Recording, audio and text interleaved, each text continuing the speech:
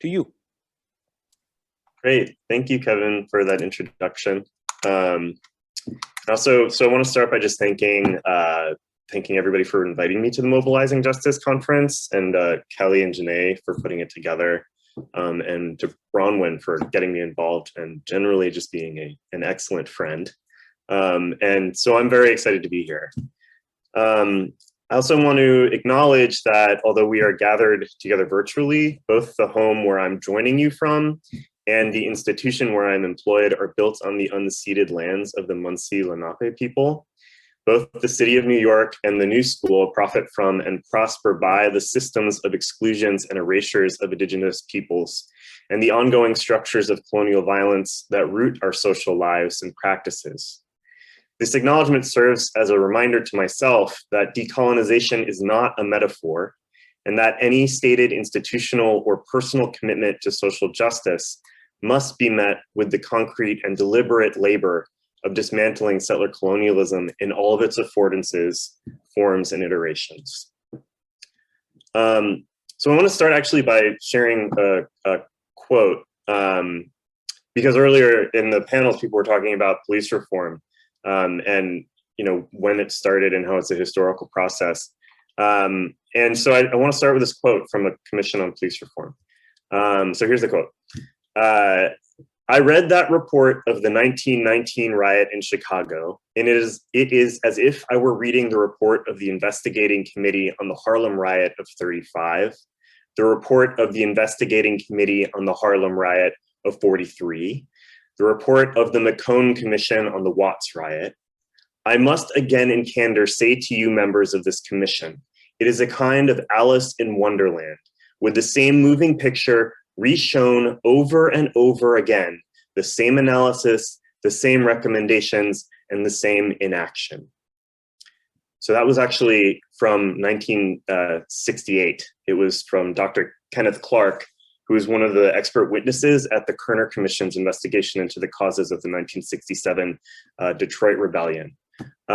So when we're talking about police reform, basically as long as policing has existed as a professionalized institution, it has been under conditions of reform, and yet the structures of violence do not change. Okay, so I'm going to do this talk in reverse order from its title that was on the website, and I'm going to start by giving an overview of the carceral surround concept that I've been developing, since it's also something that I address in a somewhat earlier iteration in my paper in the latest issue of IJR. And I also, give a sense of the broader project in which it's embedded. I also just I hope that you'll forgive me for my language, which I know skews theoretical, but hopefully is not too full of unnecessary jargon.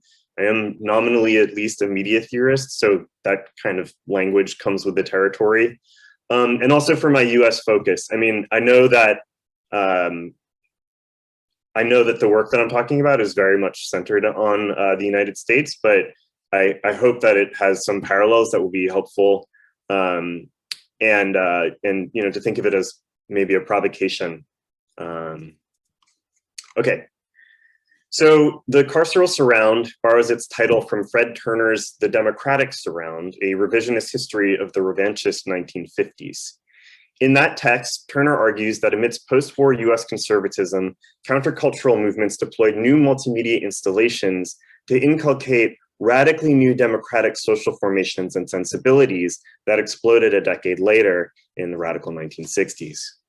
The carceral surround picks up that premise with an alternate provocation, that in the twin rise of computational technology and what Paul Amar calls the human security state, carcerality and not democracy becomes the fundamental social formation and sensibility of a new and vastly more distributed, digitally mediated surround.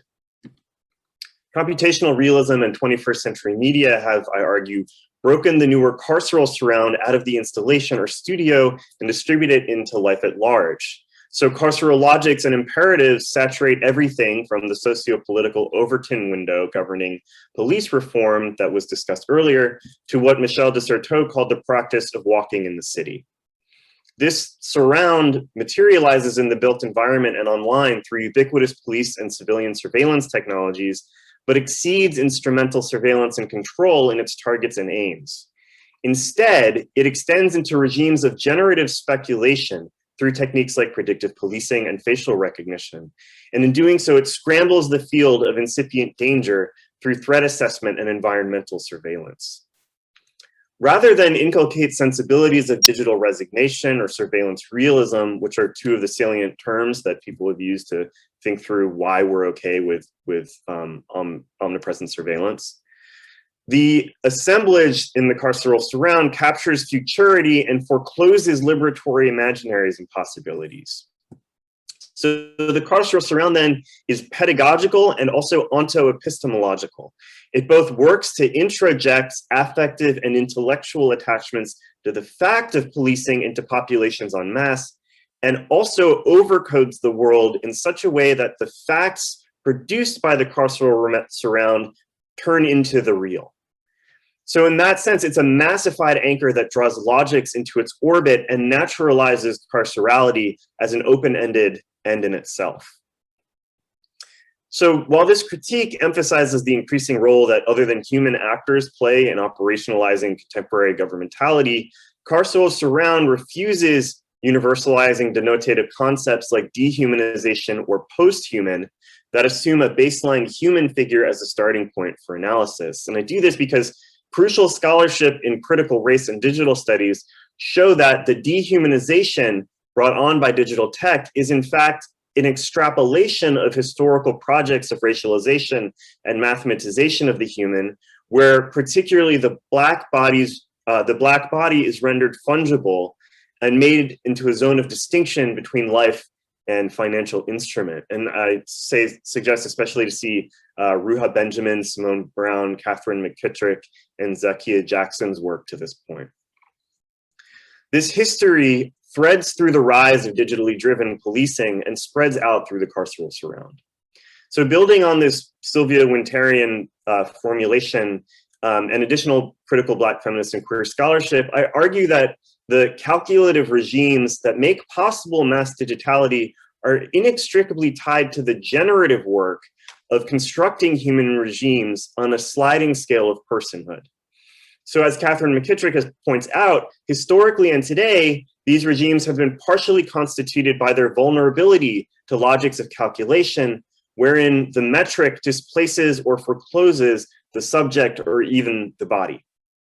And so drawing from Hortense Spiller's, I argue that these calculative regimes of the carceral surround are centrally invested in the production and maintenance of a standing reserve of digital flesh that mobilizes twinned economies, the political and the libidinal.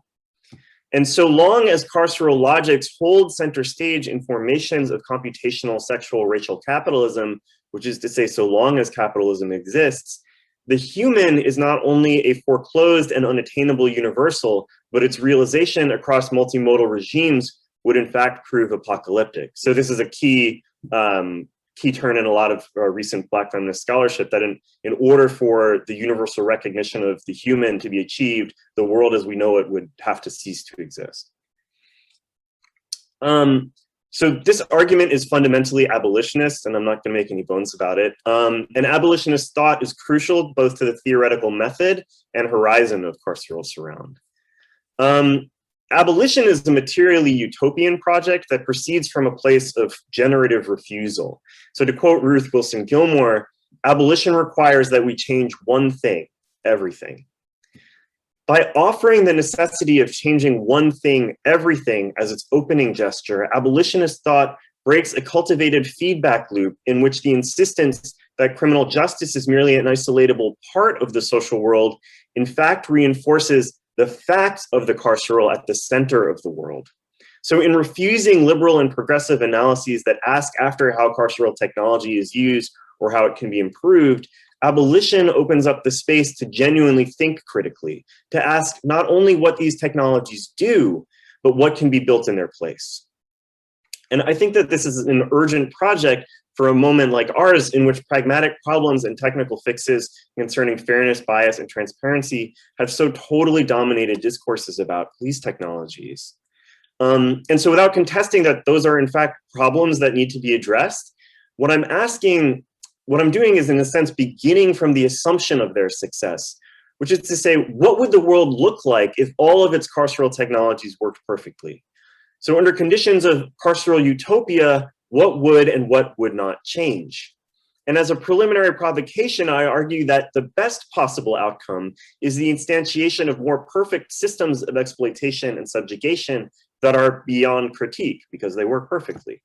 In other words, in the imagined future of perfectly fair and unbiased carceral technology, one would have replaced carceral political economy with carcerality as ontology. So the Carceral Surround deals with a relatively well-known criminological history that tracks the emergence and consolidation of the logics of rule that normalized the mass deployment of digital policing technologies from the 1980s to the first decade of the 2000s. And I think that this is rooted in three distinct and overlapping processes. First, the development of the CompStat crime mapping system in New York City in the 1980s and 1990s. Second, the normalization of counterinsurgent civil injunction and interdiction alongside the growth of gang databases, starting in places like California and New York in the 90s and then expanding internationally. And finally, the effort to mathematically formalize and speculatively implement swift, certain, and fair policing in the 1990s and 2000s. And in each of these cases, improving digital technologies imbricated with transformations in the accumulation and circulation of capital driven by the rise of the tech industry capacitated carceral imaginaries to transform blatantly racist and queer-bashing techniques of violent control into putatively technocratic and progressive regimes of care. And I think that this in turn legitimated digital technology and its inhuman affordances as the way forward in policing and governance, and produced a new formation in which the digital fleshwork of the police itself generates profit. So bringing us to the contemporary moment, we can unpack the surround with a couple of examples of controversial technologies, one facial recognition and the other predictive policing, to think through these as entry points to work out how an accelerative data-driven turn has worked to distribute these carceral logics throughout a now ubiquitously digitized environment. And so by engaging closely with contemporary digital media and speculative philosophy and fiction that's kind of circulating in all of this, I argue that any categorical distinctions between digital policing and digital capital valuation become untenable, and that neither are strict extrapolations of prior analog forms. There's something new. And in both cases, an inhuman labor bends the world towards an indistinction predicated on racial violence. And this is a context where metrics of efficiency and thirst for precision mobilize a tyrannic blur between life and non-life. And this indistinction lays the groundwork for socio-technical logics to strain towards a form of capture beyond control, where infra-imminent profitable violence insinuates itself into the spaces between things. And in doing so, carceral technology mobilizes a fundamental but often ignored property of computational media, which is that it exists in a state of non-relation to the world. Computational media is generative and it's creative. It produces a simulative image of the world that, in the case of policing and 21st century carceral realism, constitutes a necropolitical repository for the ongoing construction of what Tiffany Latabo King calls conquistador humanist utopia. And so I would say that the only possible response to that order of things is that the world must go, and that to do so requires that we change one thing, which is everything. So that's the kind of scope of the Carceral Surround concept. And now I'm going to give an account of one facet of this project that I've come to call Weaponized Transparency. And this particular piece that I'm going to read is in conversation with recent developments in surveillance studies, and in particular, recent conversations in the journal Surveillance and Society over decolonizing the transparency paradigm, which Torrin Monahan has advanced. And I'm going to leave an in-depth discussion of that discourse to one side, and we can talk about it later if we want. Okay, so Weaponized Transparency. In 1914, the soon-to-be Supreme Court Justice Louis Brandeis coined a phrase that has, in the intervening century, become something of a calling card for US liberals and liberalism. Sunshine is the best of disinfectants. Electric light is the best policeman. Brandeis first published it in a book explaining why strong regulations of banks was, in the Gilded Age, unnecessary. Sunshine, Brandeis' metaphor for transparency, would, he argued, do the work of regulation instead. Brandeis imagined that forced disclosure of business practices would, by providing information to potential clients and allowing them to make informed decisions about investments, check the power of financial institutions. Brandeis' argument has since become a sort of dogma, even though it was as categorically and catastrophically wrong in the last Gilded Age as it is in this one. It was a key intellectual point in classical liberalism's transformation into its more contemporary progressive register, a transformation of which Brandeis himself was a leader, working for President Woodrow Wilson. As such, it displays all the hallmarks of the fantasies of liberal governmentality: governance without governors, weaponized transparency, and the voluntary and participatory maintenance of social orders of mass exploitation, organized under the rubric of efficiency, good order, and uplift. Historical progressivism was, with its settlement houses and city beautiful movements, its social hygiene and scientific management, the movement that institutionalized those rational methods of governance that are to this day considered the hallmark of effective and good management of populations. Statistically driven, professionalized, and perhaps above all white, its reformist achievements rested on the development of quantitative and taxonomic methods to enshrine a scientific imaginary of the power and superiority of able-bodied, patriarchal, heteromasculine whiteness as both the arbiter and anchor of American civil society and political economy. And what is crucial in that movement is that the achievement of its goals all depended in their way on a logic of transparency. Or, put differently, that the rationalizing and calculative scientific logics that undergirded progressive policy worked by developing techniques and tactics to make the body politic speak. So a key tenet of much of progressive thought and policy mirrored colonial logics elsewhere, that the depredations of lower social orders were so incomprehensible as to be fundamentally non-representational. It's like Gayatri Spivak. Thus, it became the job of the scientist, whether social, medical, or administrative, to explain the ills of the disordered, to shine the light of technology and science on them, and to make them transparent so they could be corrected. Under the sign of correction and reform lurk the actual mechanisms of coercion and expropriation, methods that were made to disappear from the view of the empowered and be represented instead as the logical, rational, and perfectible mechanical operations of carcerality as care. So Foucault's treatment of the panopticon as a model for this mode of government is probably the most canonical one. And in it, as I'm sure most of us know, Foucault managed to provide a diagram for understanding how, under conditions of liberal governmentality occasioned by and dependent on the capitalist nation state, swarming invisible micro-apparatuses of discipline produced individuated subjectification through coerced bodily self-regulation. With the prison and its formations at the center of the social order, Foucault showed that carceral logics move topologically through the entirety of the social and psychological field. And this work has, for decades, translated the uncredited insights of George Jackson and the Black Panthers into a bedrock framework of critical socio-political analysis. And as Jackson argued, the actual anchor for the panoptic imaginations of liberal governors was the iron fist hidden behind the velvet glove of panoptic regard, and that is the racialized violence work of the police. One of the most consistent ways in which this has been achieved is through the deployment of race as a placeholder for a supposedly unraveling social order. That is to say that racism has historically served the function of disappearing the violent maintenance of racist hierarchies of political economy and social order that occurs obviously and in plain sight. And so among other tactics, state and civil society have achieved this by inframing disciplinary violence as a consequence of the imagined and imputed degeneracies and problems of negatively racialized communities, perhaps most infamously evidenced in the United States in the 1964 Moynihan Report.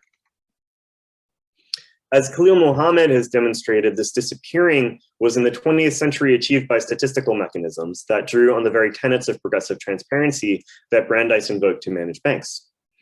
Through the work of the social sciences, the progressive era transformed state policy of anti-Black violence into the condemnation of Blackness itself, and in turn, explicitly anti-Black, but also anti-Latinx and anti-Asian, depending on regional labor and migration patterns, state violence transmuted into, for instance, policing vice, where vice essentially stood in for negatively racialized.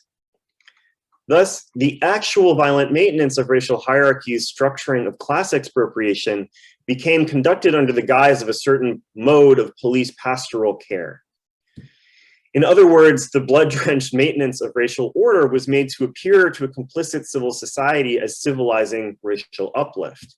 And as Akil Mbembe has pointed out many times, that necropolitical practice of destroying the village in order to save it is the bedrock on which regimes of transparency are built. So it seems inevitable that it is to the panoptic electric light as policemen, with its implied epidemiological function, that Brandeis' axiom turns in its second clause. So sunshine is the best disinfectant, electric light the best policeman. As Brandeis suggests, the policing-driven production of a transparency that is in fact a rationalized regime of violence is quintessentially technological. Sunshine might be the disinfectant, but it is electric light, which is to say the socio-technical mechanisms, technologies, and tactics brought to bear on the taxonomizing and coercive projects of producing simulated life worlds that is the policeman in the Brandeis metaphor. These projects are designed to necessitate and concretize violent state penetration, surveillance, and coercion under the guise of illumination, care, and transparency. And so this is to say that electric light is always already a weapon. To know and police the banks requires disclosure, but to know and police subordinated populations in order to produce hierarchies of expropriation, exploitation, and social death requires techniques and technologies of knowledge production, surveillance, and control. It requires the production of social truths that are designed to slide from epistemological techniques of knowing the world into ontological claims on the status of the world as is, and eschatological claims on the world as it will and must be. So Brandeis' electric light, for me, signposts the mundanity of both the sites and processes that produce the dynamics described above. So if, as in the famous joke about looking for keys only where the streetlight shines, the streetlight organizes a certain dynamic of marshaled and reserved violence in the moment of the police officer who encounters the searcher and asks what he's doing. We can point to the form and function of street lighting as on a continuum, actually, with the surveillance cameras, radiation sensors, algorithmic prediction systems, biometric software, license plate cameras, turnstile swiping technologies, body cameras, etc., as integral to the seamless functioning of socio-technical apparatuses of capture. So the infrastructuralism of electric light, and therefore its ignorability, its retreat into the fluxes and flows of everyday life and liveliness, works as a key element constituting the contemporary moment's instantiation of racial capitalism's carceral surround. So in order to illustrate how this dynamic works a little bit more, I'm gonna talk about two New Yorks. So in September 2014, the New York Times ran a report on policing in Brownsville, which is a poor and largely Black and Hispanic neighborhood in Brooklyn, New York. A new mayor, still our mayor, Bill de Blasio, had recently been elected on the progressive promise of ending the New York Police Department's unconstitutional stop, question, and frisk policy and rectifying the injustices of daily life inflicted on the poor and working class in what he called New York's Tale of Two Cities. The reporter was in Brownsville to see what had changed since the city pivoted to its new strategy called omnipresence.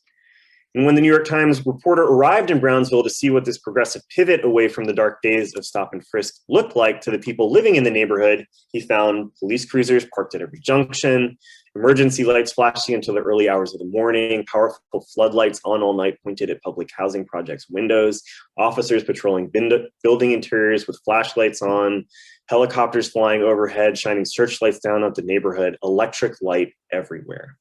One person who lives in the neighborhood just tells the reporter that we feel like we live under siege. So omnipresence was the brainchild of, at the time, Commissioner Bill Bratton, who in 2014 was pushing hard to drive NYPD's information technology development.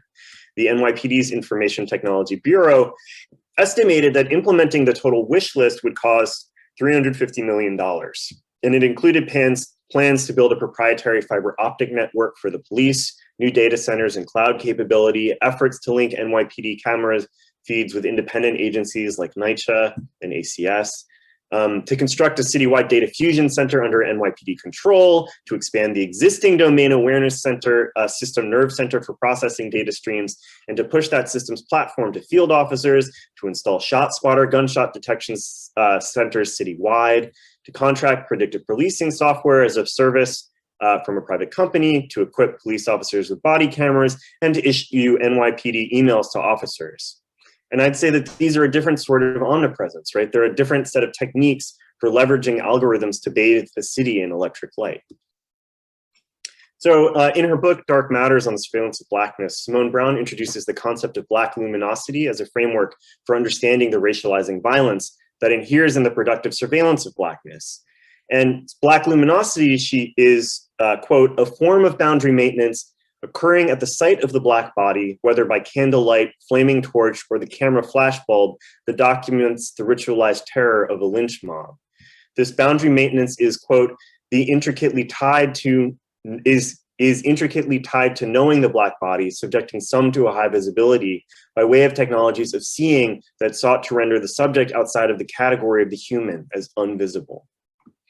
And so I think that we can add to this historical list the floodlights, the CCTVs, facial recognition software, gate matching software, social media surveillance, data fusion, predictive policing, body cameras, surveillance sensors, heat maps, CompStat maps. In other words, the 21st century technological assemblage of Black luminosity that underwrites an American matrix of domination. So I want to return here again to Brandeis' metaphor of electric light as an ideal policeman to think through how the structure of the socio-technical penetration that it alludes to works as a deepening and extension of the boundary making that Browne identifies. So concerns that digital technologies, digital surveillance technologies, dehumanize and individuate people to circulate their data as valuable and securable information, or in some ways merely a much belated realization of the process by which taxonomies of the body have organized and distributed population. And so against the concern that digital surveillance presents a new problem of reducing people to constituent parts and alienates the subject from itself and from the law, we might look to Jennifer Morgan's argument in Laboring Women that early modern European taxonomies of women who were negatively racialized were central to nascent state projects of colonialism, and that these taxonomies laid the intellectual, financial, and ideological groundwork needed to produce captive labor forces on which new modes of capitalist accumulation could be built. So as Browne suggests, the assignation to the body of a metastable dynamic of threat and value structures the onto-epistemological work of encoding racial difference as a target of knowledge and therefore of policing across space and time. So now to the second New York. 18th century British colonial authorities in New York developed what Browne calls lantern laws in response to widespread enslaved and indigenous resistance to the colonial regime. In that context, the white ruling class feared that the free and untracked movement of enslaved persons invited danger. So where enslaved people couldn't freely meet and talk, they could in theory strategize insurrection and plan revolt. These laws thus mandated that Black and Native persons, when walking two or more at a time and unaccompanied by a white person, were required after dark to carry lit candle lanterns. They were made to be luminous. In urban reimagining of the rural past, the lantern laws organized the imagined infrastructure of the city through the circulation of illuminated Black and Native bodies. So driven by panic over the preservation of global imperial affects, the actual impetus for these laws weirdly was to defend the sanctity of the afternoon tea ceremony. Colonial luminosity assembled surveillance technologies, racial technologies, and capital to map carceral colonial New York. Back to the Future in 2014, the NYPD assembled surveillance technologies, racial technologies, capital, and imperial affects to map carceral 21st century New York. As in Brownsville in 2014, so too in colonial New York, the mobility and opacity of free white colonial subjects depended on Black and Native bodies' forced illumination. In their passage through the colonial city, Black and Native bodies were not only forced to present before the panoptic regard of the white gaze, they were constitutive of sovereignty's field of vision. So as in the 18th century, so in the 21st. racialized bodies' improper movement or non-movement, we can think here of the command to move along or the criminalization of loitering, in and through New York invite a range of punishments up to and including torture and death.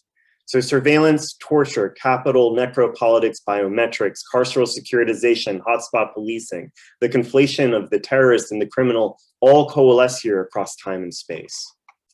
And I just have a couple of paragraphs left. I'm sorry, I know I'm running a little long.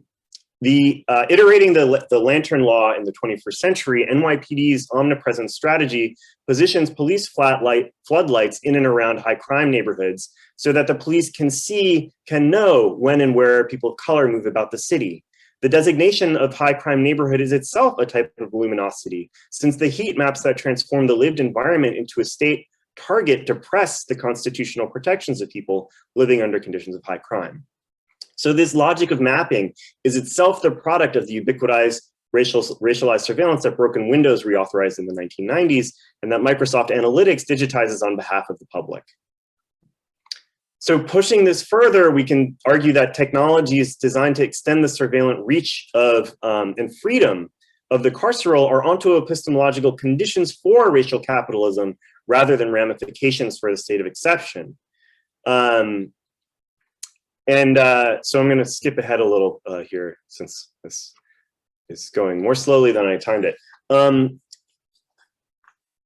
So what Brown calls digital epidermalization, the quote, exercise of power cast by the disembodied gaze of certain surveillance technologies, for example, identity card and e-passport verification machines that can be employed to do the work of alienating the subject by producing a truth about the body and one's identity or identities, despite the subject's claims, does not have its roots in the crisis of the post 9/11 terror state, but the mathematics of racialization. Or as Catherine McKittrick put it, the breathless numbers, the absolutely economic, the mathematics of the unliving to which the pedagogical regime of Middle Passage sought to reduce Black life. An electric light is a contemporary iteration of this mathematics, part and parcel of a broad reorganization of the techniques and tactics of racialization and value concurrent with digital capitalism's quantification of everything. So to conclude, the logic of securitization endures. Techniques of algorithmic governance continue to deliberately disaggregate the metrics of flesh from any imagined future of the human, but now with recourse to the database as the agent of disaggregation. Electric light denotes an intensification of the violent and profitable production of flesh against the body, hidden behind mathematical parameters and progressive reform. And there is not a contradiction here between a more accountable and technologically savvy police department and siege. In fact, the point here is quite the opposite, that carceral luminosity distributes siege throughout the world and digs it into the material and affective capacities of the bodily and the environmental. Electric light mobilizes the socio-technical apparatuses that are purportedly designed to make the police more transparent and to facilitate police work with a lighter touch, to endow policing with precision, but in doing so, it remakes the world into a floating regime of tripped violations organized by digital epidermalization. So this then names a mode of protocological control in which negatively racialized bodies are everywhere prefigured to trigger protocols of punishment. On the one hand, predictive software purports to bring officers to communities in precise and preemptive distribution, supposedly governing from a distance, while in practice intensifying state penetration. And on the other, carceral apparatuses distribute ankle monitors and their surveillance kindred throughout disembedded space, remanding people to jail and prison for protocol violations that are tantamount to living a normal life. Thank you, and I'm very sorry for having gone on long there. Thank you very much. Thank you very much for the presentation and for developing these concepts and for challenging some ideas that we maybe throw around a little too easily sometimes, like transparency. If you have some comments, some questions, please put them into the Q&A box there. I'm going to ask a question, but I'm keeping my eye on the Q&A box here. Are you familiar with the work of Claire Burchell? Mm-hmm. And they have a couple of books in the last few years also critiquing the idea of transparency. And I'm just wondering, could you elaborate on how your work is situated in relation to that critique of transparency first, and then second, they advance this idea of radical secrecy or radical obfuscation as a kind of line of resistance. How do you situate yourself in relation to that? Yeah, that's the name of the new book, right? Actually, Radicals. Yeah. Yeah. So Claire Birchall is working in a tradition that has really kind of come to be much more prominent in like digital studies scholarship in like the last really since like 2014, 2015, I think, is when there's this kind of major twist, and in which people kind of took on transparency as an ideal, because, well, I don't know, I can't speak for other people. I mean, for me, one of the moments when I like just totally lost it was, after the first round of Black Lives Matter rebellions, and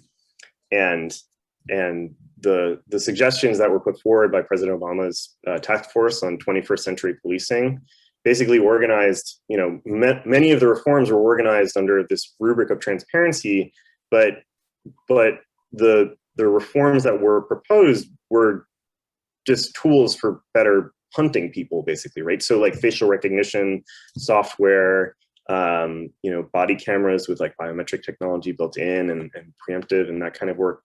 And, so I think that one of the original critiques of that was like, well, these are problematic tools because they don't read everybody as well. The accuracy of like, facial recognition technology is almost directly indexed in the United States to like the valorization of like your intersectional kind of like subjectivity. Like white men are very, are the most correctly identified, right? And Black women are the least, and there's a kind of scale between. And a lot of people were like, well, what we need to do is to feed better, data sets, right? Learning sets into this tech so that they, they're more fair and they're more transparent and they're more accountable. And, a lot of people were like, we're out here marching, right? Because police are, because it doesn't matter how good the tech is, right? In some way, right? Like that, what is causing this violence is race, right? And that by refining these technologies in a way that they better are able to identify people of color, you are just reinforcing, right, the kind of capacity and power of the state to do racial violence. And so, at that point, I think it was Alondra Nelson or something was like, I think it was her, she like tweeted like, what we actually want is to make these technologies worse, right, is what needs to happen. And like Zoe Zamudzi and other folks who are kind of on the front lines of this were echoing that. And so that was kind of, my kind of uptake on it. And that's a slightly different take than Claire Birchall's. I support the idea of obfuscation, a radical obfuscation as a kind of strategy and tactic. And I'm really influenced by, like everybody else, I feel like, by Edward Glissant's work on opacity here. But I also think that, I know I'm going long, but I also think that the demand should also always be for there to be less of this technology, right? Not better, that it shouldn't exist. I could tell some stories about that, but yeah. Okay, thank you. I'm gonna go with the question in the chat, and here's the question in case you can't see it. This is a question about necropolitics and how the idea of luminosity aligns with some previous thought. Does it align better with Bataille's concept of how death structures the idea of the sovereign, the political, and the subject, or does it align better with Hegel's idea of how life in spaces of luminosity assumes death and lives within it? Can you speak to that? I guess, yeah, I haven't really thought of it in those terms, though of course it makes sense. I will be honest now and say that I'm not the biggest fan of Hegel, especially when writing about race and humanization and dehumanization, for reasons that Hegel, for reasons that I think a lot of people know. So I am much more interested in Bataille's kind of reworking of Hegel, but my really, I mean, truthfully, my inspiration for this comes out of like Black feminist scholarship and Black queer scholarship, and queer of color and women of color scholarship, much more than it does out of the kind of like that European tradition. Though, of course, all those folks are working in that tradition, right? I mean, like everybody's kind of working in that tradition to some extent, but that's really where my heart is. People like Hortense Spillers, right? I think is a huge, you can't see obviously the citations, but all throughout the text, it's like people like Hortense Spillers, Saidia Hartman, Catherine McKittrick, Alondra Nelson, those folks like that. Okay, I think we might have time for one or two more questions, depending on how we go. Everyone's talking about body cameras in Canada because a lot of police don't have them. So maybe someone, a policymaker, a lawmaker, how would you directly respond to these calls for more body cameras, more transparency? Yeah, well, if you really want to know, I have a piece coming out in Contemporary Sociology in a couple months about body cameras. I have two answers to that. The evidential answer is that they don't help increase transparency at all. And the political answer is that I don't endorse technology that increases police surveillance capacity.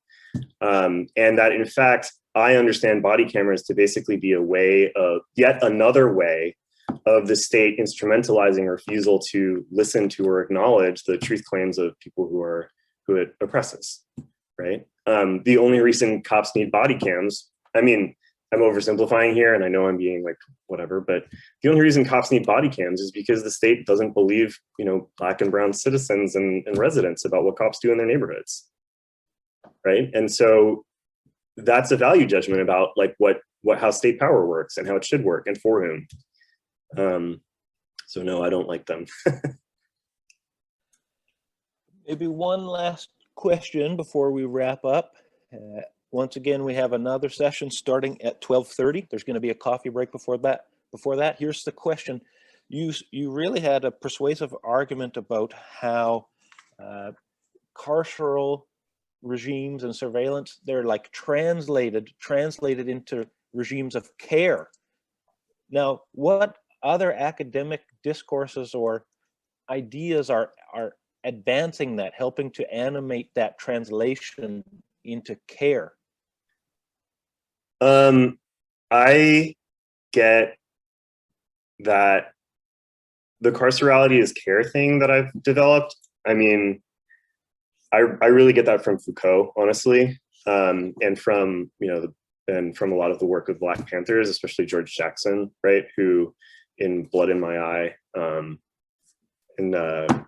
talks about how and also kind of classical work like The Iron Fist and the Velvet Glove, right? I mean, that the counterinsurgency work of policing, right, has always been, not always, but has been for many years twinned with this kind of look at what we do for the community.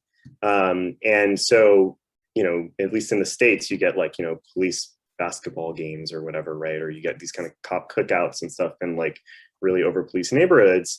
And I think that that's on a continuum with the violence, right? That kind of care work legitimates the violence, right, of policing as itself a kind of form of care work, right? We're getting these bad guys off the, I mean, just listen to the rhetoric. We're getting these bad guys off the street. We're going to lock them away. You're never going to see them. You know what I mean? We're here to, we're here for the community, to protect the community. Of course, the community is always nebulously defined, right? And implicitly, the community means business owners. So yeah, I mean, so I get it most directly from Foucault, but, and also just, from reading my book deals with lots and lots and lots of police written material, right? So kind of the way in which they articulate their own mission as care work. Well, thank you again for being here today. Thank you for developing these concepts. Professor Dobchuk-Land has a question but unfortunately you'll have to mix it up over another Zoom.